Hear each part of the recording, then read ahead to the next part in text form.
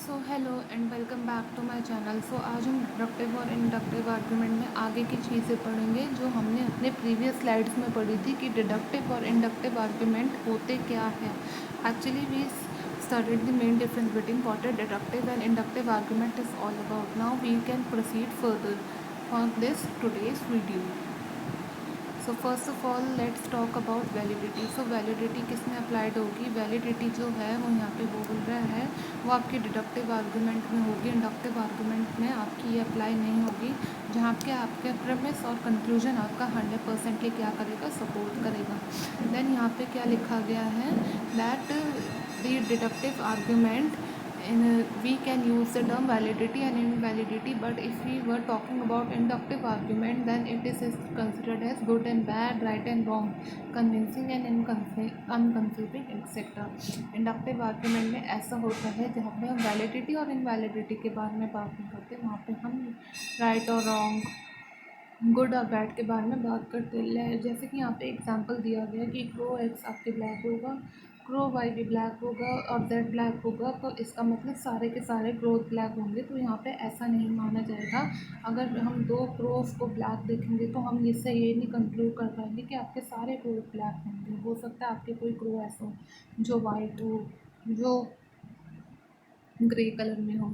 ये आपका जो होगा आर्ग्यूमेंट, ये आपका जो आर्ग्यूमेंट होगा ये आपका क्या हो जाएगा, आर्ग्यूमेंट इनवैलिड हो जाएगा, ये वैलिड नहीं होगा क्योंकि यहाँ पे प्रेमिस ट्रू है बट आपका कंक्लूजन यहाँ पे फॉल्स निकल के आ रहा है। Then next we have that is kinds and degree. Kinds and degree का डिडक्टिव और इंडक्टिव आर्ग्यूमेंट में ये रोल होता है कि जो डिडक्टिव आर्ग्यूमेंट होता है वो आपका डिफर किस में करता है, काइंड में करता है, पर डिग्री में नहीं करता।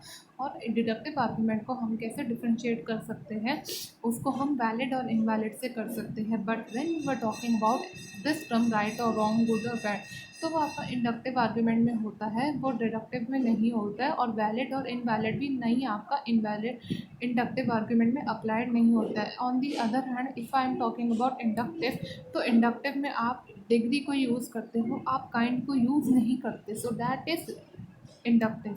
तो काइंड और डिग्री किस में होता है? Remember this term that kind is always use in deductive. Kind हमेशा आपका डिडक्टिव में होता है, बट अगर आप डिग्री के बारे में बात करते हो तो वो आपका किस में होगा, इंडक्टिव, डिडक्टिव में नहीं होगा। So this is the one of the main point of difference between kind and degree. Moving to the next forward, then we have soundness. What soundness is basically tell? First of all, in the previous slide we have read about validity, and now we can talk about soundness. What soundness is? Soundness is also used to be as deductive argument. जैसे आपका validity और invalidity आपका क्या होता है, deductive, तो soundness भी आपका जो है वो deductive नहीं होता है, जिसमें आपका ये कंडीशन होती है कि वो वैलिड होनी चाहिए। क्योंकि अगर वो साउंडनेस वैलिड नहीं होगी तो वो आपकी बिल्कुल भी उस केस में क्या हो जाएगी, डिडक्टिव नहीं, वो इंडक्टिव प्लस वो इनवैलिड आपका वो कहलाएगा, वो आपका अनसाउंड होगा, साउंड नहीं होगा। इसलिए अगर आपका साउंड है तो उसकी ये कंडीशन होनी चाहिए कि वो आपका वैलिड होना चाहिए और प्रीमिस एंड कंक्लूजन 100% एक दूसरे को सपोर्ट करने चाहिए, तो ही आपका वो साउंड होगा। अगर आप अनसाउंड के बारे में बात करोगे तो उस केस में आपका ट्रू प्रीमिस तो होगा बट कंक्लूजन फॉल्स होगा, और वो पार्शियल सपोर्ट करेंगे प्रीमिस और कंक्लूजन एक दूसरे को, तो वो इनवैलिड होगा और आपका अनसाउंड होगा। जैसे यहाँ पे एग्जांपल दिया हुआ है वैलिड का भी और इनवैलिड का भी। वैलिडिटी साउंडनेस का क्या है यहाँ पे, पेरिस फ्रांस में, फ्रांस आपका कहाँ होगा, यूरोप में, तो पेरिस आपका कहाँ है, यूरोप में। अगर मैं दूसरे, तो यहाँ पे क्या कंक्लूड की कि पेरिस आपका कहाँ होगा, यूरोप में होगा। अगर मैं दूसरे एग्जाम्पल के बारे में बात करूँ, इनवैलिडिटी और अनसाउंड, तो यहाँ पे बोला है अगर ए और एक सी है तो और ए और सी में से जो टॉलर होगा वो आपका ए होगा, सी नहीं होगा। और अगर हम बी या फिर सी के बारे में बात करें तो आपका बी टॉलर होगा, सी नहीं होगा। तो आप इससे क्या कंक्लूड लगाओगे कि ए जो है वो बी से, नो दिस इज़ रॉन्ग। यहाँ पे ये कंक्लूजन, इसका मतलब ये नहीं कि ए अगर सी से है तो ए बी से भी होगा, नो। यहाँ पे ए और सी के बारे में बात हो रही है कि हाँ ए जो है वो सी से है और यहाँ पे बी जो है वो सी से है। देन इट डजंट मीन कि ए अगर सी से टॉलर है तो वो बी से भी टॉलर होगा। So this is come under as invalid and unsound argument.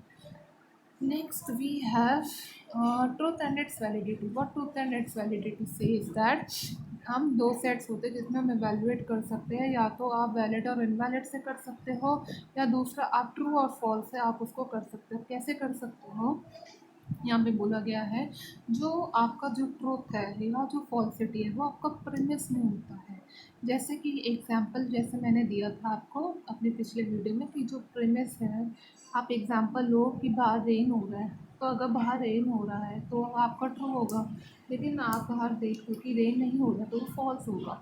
तो ये जो ट्रूथ और फॉल्सिटी है ये प्रपोजिशन में होगा, आर्ग्यूमेंट में नहीं होगा। आर्ग्यूमेंट में आपका वैलिड और इनवैलिड होगा, वो ट्रू और फॉल्स में नहीं होगा। तो यहाँ पे क्या लिखा गया, valid and invalidity are the attributes of the argument not preposition.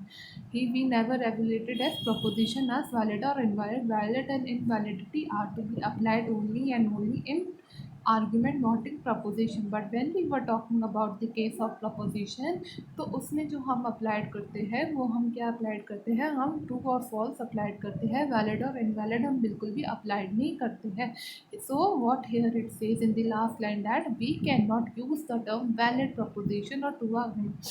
हम प्रपोजिशन के लिए वैलिड टर्म को यूज़ नहीं करेंगे और आर्ग्यूमेंट के लिए हम ट्रू टर्म को यूज़ नहीं करेंगे, क्योंकि वैलिड और इनवैलिड जो दो टर्म होते हैं ये आपका सिर्फ और सिर्फ किस में होता है, आपका जो होता है ये आर्ग्यूमेंट में होता है।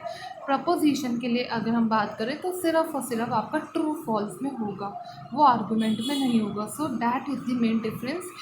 here it is explain you that what valid and invalid and true and false, which is true and false in proposition not argument. When we were talking about argument, then it is to evaluate as valid and invalid, not true and false. True and false are only applicable in proposition. I hope you understand what I mean to make you understand what is basically all about. So I hope you like my video. Do subscribe, like, comment, and thank you so much for watching this video.